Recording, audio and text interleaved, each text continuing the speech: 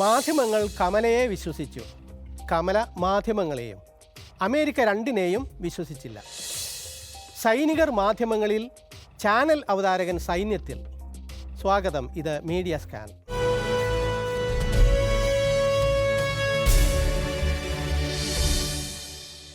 ഭൂമിയുടെ രണ്ടറ്റങ്ങളിലും ലീഡ് വാർത്ത ഒന്നാകുന്നത് അമേരിക്കയിൽ കാര്യമായ എന്തെങ്കിലും സംഭവിച്ചാലാണ്.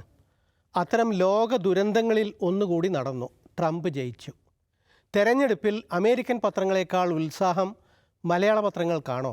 ഡൊണാൾഡ് ട്രംപ് US പ്രസിഡന്റ് തെരഞ്ഞെടുപ്പ് ജയിച്ചു. വമ്പൻ ട്രംപൻ ജയം. തീവ്ര ദേശീയതയുടെ ട്രംപിസം ജയിച്ചു. ലോകോത്തര ജനാധിപത്യത്തിന് താങ്ങാനാവാത്ത ട്രംഭവം. Trump മഹാമഹം, ട്രംപോളം thriller. ചരിത്രം എഴുതി ട്രംപോളം. ജനവിരുദ്ധതയുടെ രണ്ടാം വരവ് തെരഞ്ഞെടുപ്പിലൂടെ. ജനാധിപത്യത്തിലൂടെ സ്വേച്ഛാധിപത്യം വീണ്ടും. ഇന്ത്യൻ വംശജയായ കമല ഹാരിസ് തോറ്റു. പ്രതീക്ഷിച്ച മുന്നേറ്റം അവർക്ക് ഉണ്ടാക്കാനായില്ല. അതിൻ്റെ കാരണങ്ങൾ അന്വേഷിക്കേണ്ടത് ഡെമോക്രാറ്റിക് പാർട്ടിയാണ്. കമലയുടെ പരാജയത്തേക്കാൾ ട്രംപിൻ്റെ വിജയം ഒരുപാട് ചോദ്യങ്ങളും ആശങ്കകളും ഉയർത്തുന്നുണ്ട്. എന്തുകൊണ്ട് ട്രംപും ട്രംപിസവും പുരോഗമന ജനാധിപത്യ നാട്യമുള്ള അമേരിക്കയിൽ വരെ വിജയിക്കുന്നു? 2 തവണ ഇംപീച്ച് ചെയ്യപ്പെട്ടയാൾ, ഒരു ക്രിമിനൽ കേസിൽ കുറ്റക്കാരനെന്ന് വിധിക്കപ്പെട്ടയാൾ. 2 കേസുകൾ നടക്കുന്നുണ്ട്. ഇത്തരമൊരാളെ എന്തുകൊണ്ട് രാജ്യം വീണ്ടും തെരഞ്ഞെടുത്തു? ഭരണത്തിലെ 1-ാം ദിവസം സ്വേച്ഛാധിപത്യം സ്ഥാപിക്കുമെന്ന് പ്രഖ്യാപിച്ചയാളെ ജനാധിപത്യ രാജ്യം എങ്ങനെ അധികാരമേൽപ്പിക്കുന്നു? How is it possible that a twice impeached former president facing 91 criminal counts can now be favored to return to the Oval Office? Why do his supporters not recoil when Trump promises to unleash an authoritarian regime as president and to assume the role of dictator? New Lines magazine പ്രസിദ്ധപ്പെടുത്തിയ രസകരമായ ഒരു പഠനമുണ്ട്. Dan മെക്കാഡംസ് എന്ന Harvard മനഃശാസ്ത്ര പണ്ഡിതൻ എഴുതിയത് the mass psychology of Trumpism. അതിൽ ട്രംപിൻ്റെ മാസ്മരികതയ്ക്ക് കാരണമായി പറയുന്ന പല കാര്യങ്ങളിലൊന്ന് സാത്താൻ്റെ വശ്യതയ്ക്ക് കാരണങ്ങളായി ബൈബിൾ പറയുന്നവ തന്നെയത്രേ. സാത്താൻ്റെ അതേ വശീകരണ ശേഷിയാണ് ട്രംപിനും എന്ന്. In 1962, a prominent Harvard psychologist published a scholarly paper entitled The Personality and Career of Satan. Henry A. Murray examined how, for over 2,000 years, Western theologians and other writers have depicted the mythical figure of Satan, projecting onto him human traits perennially designated as evil. It is worth noting that Murray's characterization of Satan bears an uncanny resemblance to the psychological portrait of Trump painted by many psychologists today. ഏകാധിപത്യം, സമഗ്രാധിപത്യം, വൻശക്തി രാഷ്ട്രീയം, സാമ്രാജ്യത്വം തുടങ്ങി ഒരുപാട് വിഷയങ്ങൾ ഈ American തെരഞ്ഞെടുപ്പുമായി ബന്ധപ്പെട്ട് ഉയർന്നു വരുന്നുണ്ട്. US-ന് കീഴിലുള്ള സ്വതന്ത്ര ദ്വീപായ പോർട്ടോറിക്കോയിൽ ഇതേ ദിവസം തെരഞ്ഞെടുപ്പ് നടന്നു. അത് വാർത്തയായില്ല. വാർത്തയായത് US തെരഞ്ഞെടുപ്പിൽ അതുണ്ടാക്കുന്ന സ്വാധീനം കൊണ്ട് മാത്രം. അതിനു പുറമെ ട്രംപിൻ്റെ പ്രചാരണ യോഗത്തിൽ ഒരു ഹാസ്യ കലാകാരൻ പോർട്ടോറിക്കോയെ മാലിന്യ കൂമ്പാരം എന്ന് വിളിച്ചത് വിവാദവുമായി. A lot going on. Like, I don't know if you guys know this, but there's literally a floating island of garbage in the middle of the ocean right now. Yeah. I think it's called Puerto Rico. Okay. All right. Okay. We're getting there. Again. മറ്റൊരു രാജ്യം കൂടി പുതിയ പ്രസിഡന്റിനെ തെരഞ്ഞെടുത്തു. American വാർത്തയ്ക്കിടെ ഇതിന് ഒട്ടും സ്ഥാനം കിട്ടിയില്ല. ബോട്സ്വാനയാണ് രാജ്യം. അപ്രതീക്ഷിതമായി ഡെമോക്രാറ്റിക് പാർട്ടിക്കെതിരെ അവിടെ പ്രതിപക്ഷ സഖ്യം വിജയിച്ചു. ആഫ്രിക്കൻ രാജ്യമായതുകൊണ്ട് വാർത്താ പ്രാധാന്യം കുറഞ്ഞു എന്ന് മാത്രം. വാസ്തവത്തിൽ 1966 സ്വാതന്ത്ര്യം ലഭിച്ചതിന് ശേഷമുള്ള ആദ്യത്തെ ഭരണമാറ്റം എന്ന പ്രാധാന്യം അതിനുണ്ട്.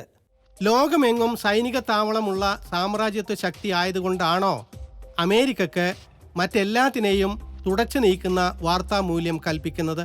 അറിയില്ല. പക്ഷേ പത്രങ്ങൾ എത്ര പ്രാധാന്യത്തോടെ ഓരോ വിശേഷവും ഒപ്പിയെടുത്തു എന്ന് നോക്കുക. ദിവസങ്ങൾക്ക് മുൻപേ തുടങ്ങി വലിയ തലക്കെട്ടുകൾ.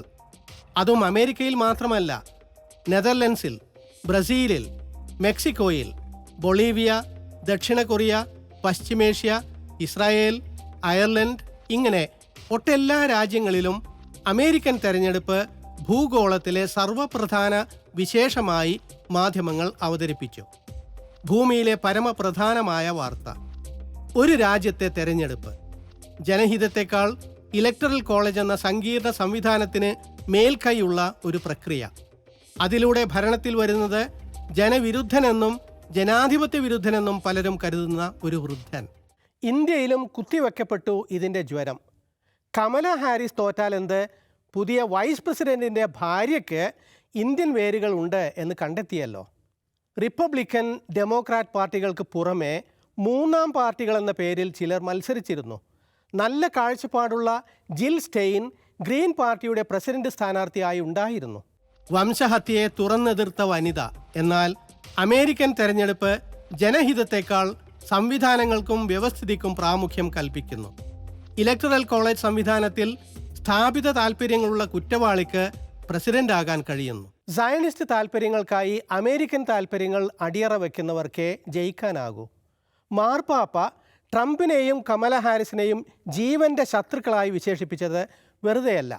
അഭയാർത്ഥികളെ പുറന്തള്ളുന്ന ഒരു പുരുഷൻ, കുട്ടികളെ കൊല്ലാൻ കൂട്ടുനിൽക്കുന്ന ഒരു സ്ത്രീ, ആര് മെച്ചം എനിക്കറിയില്ല. Ambedue sono contro la vita, sia quello che butta via i migranti, sia quello che uccide i bambini. Nella morale politica, ദോഷം കുറഞ്ഞവരെ തിരഞ്ഞെടുക്കുകയേ ജനങ്ങൾക്ക് മുൻപിൽ പരമാവധി മാർഗമുള്ളൂ. ജനവിധിയല്ല ജനങ്ങളുടെ ദുർവിധി. കമല ഹാരിസ് വിജയത്തിൽ നിന്ന് പരാജയം പിടിച്ചു വാങ്ങുകയായിരുന്നു. പല കാര്യങ്ങളിലും ഉറച്ച നിലപാടുണ്ടായില്ല. സദസ്സിനനുസരിച്ച് നിലപാട് മാറ്റി. CNN ഒരു ഉദാഹരണം നിരത്തുന്നത് കാണുക. അറബ് വംശജർ ധാരാളമുള്ള മിഷിഗനിൽ കമലയുടെ വക ഗസയെ അനുകൂലിക്കുന്ന വീഡിയോ പരസ്യം. This ad is running in Michigan, which has the largest Arab population in America. What has happened in Gaza over the past 9 months is devastating. We cannot allow ourselves to become numb to the suffering, and I will not be silent. എന്നാൽ ജൂത വിഭാഗക്കാർ ഭൂരിപക്ഷമായ പെൻസിൽവേനിയയിൽ പിന്തുണ ഇസ്രായേലിന്. Let me be clear.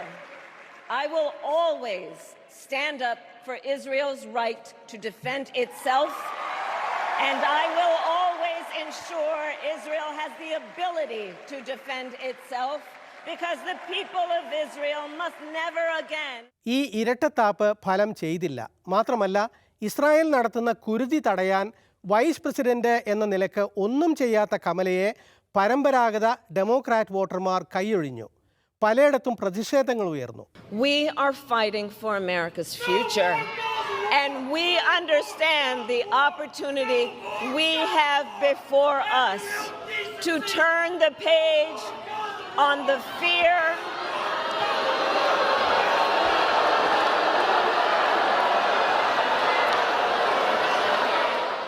വംശഹത്യക്ക് കൂട്ടുനിൽക്കുന്നത് നല്ല രാഷ്ട്രീയമല്ല എന്ന് തിരിച്ചറിയുമ്പോഴേക്ക് കൂടുതൽ അപകടകാരിയായ എതിരാളി ജയിച്ചു കഴിഞ്ഞിരുന്നു. എന്തിനേറെ, സ്വന്തം പാർട്ടിക്കാരിയായ റഷീദ തുലൈബ് കമലയ്ക്ക് പിന്തുണ നൽകിയില്ല. ഇൽഹാൻ ഉമറും റഷീദയും കമലയുടെ ഇസ്രായേൽ ദാസ്യത്തെ എതിർത്തു. കമലയ്ക്ക് വോട്ട് വല്ലാതെ കുറഞ്ഞ മണ്ഡലങ്ങളിൽ നിന്ന് ഇവർ നല്ല ഭൂരിപക്ഷത്തിൽ വീണ്ടും കോൺഗ്രസിലേക്ക് ജയിച്ചെത്തി. ഗസ വിഷയത്തിൽ കമലയ്ക്ക് വേറെയും ചുവട് പിഴവുകൾ ഉണ്ടായി. വംശഹത്യ രൂക്ഷമായ ഘട്ടത്തിൽ കമലയോട് അതിനെപ്പറ്റി സംസാരിക്കാൻ ആക്ടിവിസ്റ്റുകൾ എത്തി. ഞാനാണ് ഇവിടെ സംസാരിക്കുന്നത് എന്ന് പറഞ്ഞ കമല അവരെ ഒഴിവാക്കി. right now. I know what you're speaking of. I want the ceasefire. I But what want about the genocide? hostility done. I want the war to What end. about the genocide, And I though? respect your right to speak, but I am speaking right now. ഞാനാണ് സംസാരിക്കുന്നത് എന്ന ആ വാചകം വംശഹത്യ വിരുദ്ധർക്കിടയിൽ കമലയ്ക്കെതിരായ പ്രചാരണ വാക്യമായി മാറി. Gaza വിളിക്കുന്നു, നിങ്ങളുടെ ബോംബ് നിർത്തൂ എന്ന് വിളിച്ചു പറയുന്നു. പക്ഷേ കമല പറയുന്നു, നിങ്ങൾ മിണ്ടേണ്ട, ഞാനാണ് സംസാരിക്കുന്നത് എന്ന്. Against the climate crisis, and he intends to end the Affordable Care Act. You know what? If you want Donald Trump to win, then say that, otherwise I'm speaking. ഫലത്തിൽ കമലയുടെ ചോദ്യം ട്രംപ് വേണോ അതോ വംശഹത്യ വേണോ എന്ന രൂപത്തിലായി. ഞാനാണ് സംസാരിക്കുന്നത് എന്നത് അഹന്തയുടെ അടയാളമായി. ട്രംപിനെ സ്വീകരിച്ചിട്ടാണെങ്കിലും വോട്ടർമാർ കമലയുടെ വായടപ്പിച്ചു. ഇപ്പോൾ അവർ സംസാരിക്കുന്നില്ല. വംശക്കുരുതിയെ പിന്താങ്ങരുത് എന്ന ആവശ്യം വോട്ടർമാർ മുൻപ് കമല സ്ഥാനാർത്ഥിയാകുന്നതിന് മുൻപേ ബൈഡനോട് ഉന്നയിച്ചിരുന്നു. വോട്ട് ഉറപ്പില്ലാത്ത മണ്ഡലങ്ങളിൽ അത് നിർണായകമായി.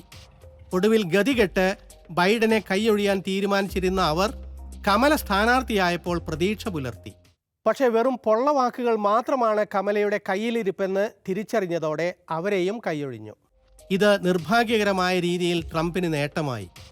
ആര് ജയിച്ചാലും നഷ്ടം എന്ന അവസ്ഥയിൽ ഒരു പാഠമിരിക്കട്ടെ എന്ന് ജനങ്ങൾ കരുതി കാണും. വോട്ടിൽ അത് പ്രതിഫലിച്ചു എന്ന് വേണം കരുതാൻ. മറ്റ് ഘടകങ്ങൾക്കൊപ്പം നിർണായകമായി ഇതും. മുൻപ് ഡെമോക്രാറ്റുകളെ തുണച്ച ചില പ്രദേശങ്ങൾ ഇക്കുറി റിപ്പബ്ലിക്കൻ പാർട്ടിക്കൊപ്പമായി. അവർ സങ്കടത്തോടെ കമലയോട് പറയുന്നു, ഞങ്ങൾ പലതവണ മുന്നറിയിപ്പ് തന്നിട്ടും നിങ്ങൾ കേട്ടില്ലല്ലോ എന്ന്. ശവപ്പെട്ടിയിലെ അവസാന ആണിയായിരുന്നു വോട്ടെടുപ്പിൻ്റെ 2-3 ദിവസം മുൻപ് മുൻ പ്രസിഡന്റ് ബിൽ ക്ലിന്റൺ ചെയ്ത പ്രസംഗം. സയനിസ്റ്റ് വാദങ്ങൾ ഏറ്റുപിടിച്ച് വംശഹത്യയെ ന്യായീകരിക്കുന്ന പ്രസംഗം.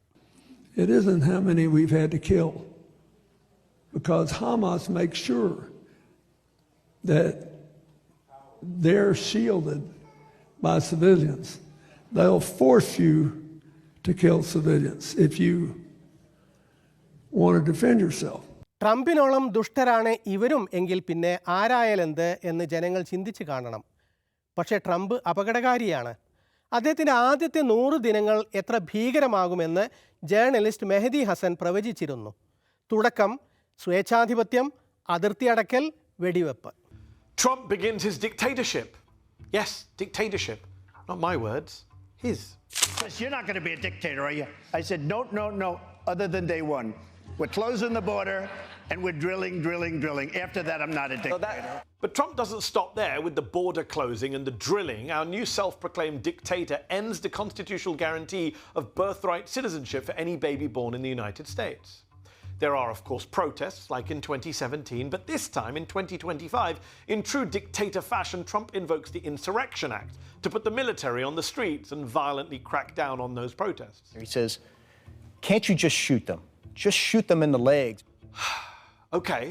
ഏതായാലും കമല ഹാരിസിൻ്റെ കാപട്യം പോലെ ഇപ്പോഴത്തെ ഔദ്യോഗിക വക്താക്കളുടെ കള്ളവാക്കുകളും ഇനി കേൾക്കേണ്ട എന്ന സമാധാനം പലർക്കുമുണ്ട്. മാത്യു മില്ലറും ജോൺ കേർബിയും മുതൽ വേദാന്ത് പട്ടേൽ വരെയുള്ളവർ. വോട്ടിങ്ങിൻ്റെ തൊട്ട് മുൻപ് പോലും ഗസയിലേക്ക് സഹായം എത്തിക്കാത്തത് അമേരിക്കയുടെ തോൽവിയല്ലേ എന്ന ജേർണലിസ്റ്റിൻ്റെ ചോദ്യത്തിന് തോൽവി എന്ന് പറയാൻ സെമസ്റ്റർ കഴിയണ്ടേ എന്ന് തമാശ പറഞ്ഞയാളാണ് മില്ലർ. തമാശ അസ്ഥാനത്താണെന്ന് AP റിപ്പോർട്ടർ മാറ്റ് ലീക്ക് ചൂണ്ടിക്കാട്ടേണ്ടി വന്നു. Judge on which is the results on the ground. The results are not good enough today. Right. So that's a fail. They certainly do not have a passing grade. They have failed. I said they have failed to implement all of the things that we recommend in that letter. Now that said, we are not at the end of the 30-day period, okay, and we are in cover. You're not ready to give them it's not the end. It's not the end of the semester.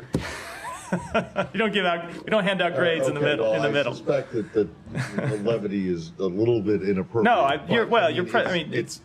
but look, you guys say they haven't done enough, so it's a fail at this point. We are not at the end of where we are able to make it.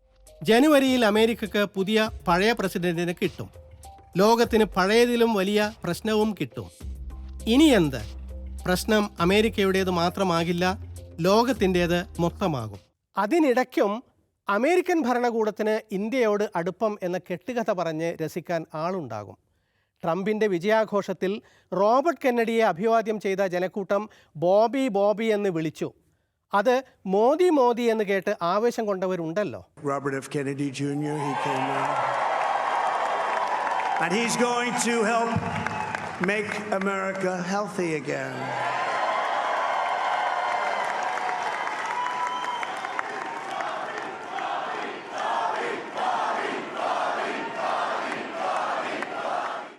അങ്ങനെ തോന്നലുകളുടെ പുതിയ കാലം കൂടിയാണ് വരുന്നത്. അതിൽ പ്രതികാരം പ്രതീക്ഷിക്കാം, ഹാസ്യവും ഉപജാപവും ദുരന്തവും പ്രഹസനവും പ്രതീക്ഷിക്കാം. മത്സരം തോറ്റ് മടങ്ങേണ്ടി വന്നവർ പഠിക്കേണ്ടിയിരുന്ന പാഠങ്ങളെപ്പറ്റിയും കേൾക്കാം. അമേരിക്കക്കൊപ്പം പോർട്ടോറിക്കോയിലും ബോട്സ്വാനയിലും പ്രസിഡന്റ് തെരഞ്ഞെടുപ്പ് നടന്നെങ്കിലും അവ അമേരിക്കയല്ലല്ലോ. അമേരിക്ക ലോകവാർത്തയാണ്. കാരണം അമേരിക്ക ലോകത്തിൻ്റെ മുഴുവൻ ബാധയാണ്.